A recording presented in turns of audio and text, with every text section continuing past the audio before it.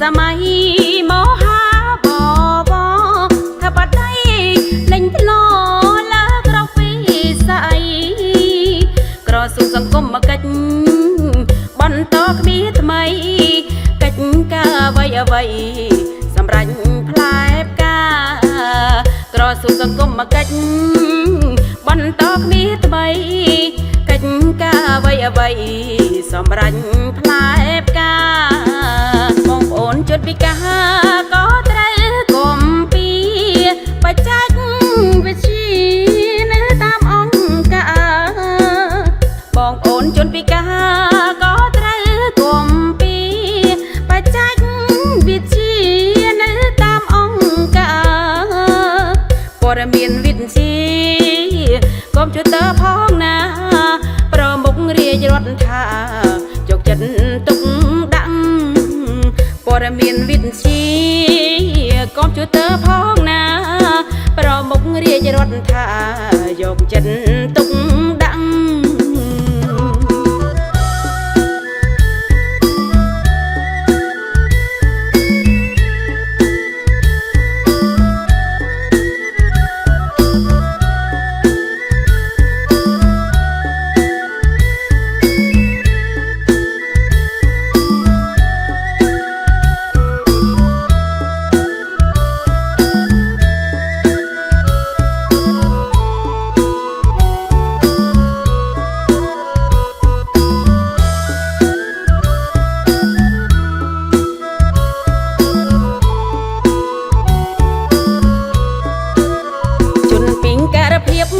ក្នុងយុគស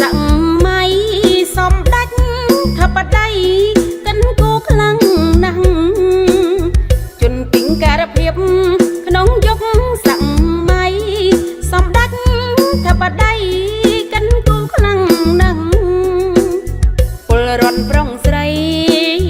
គោរពជឿជាក់ភាំងក្តីស្មងស្ម័គ្រក្រពេលវេលា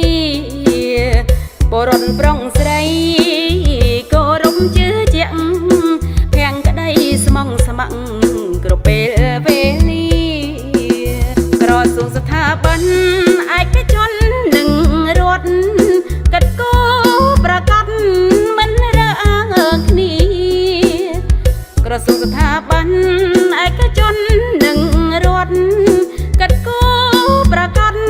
មិនរើអាងគ្នាបងប្អូនជនពិការក៏មានការងារបន្តវិជ្ជា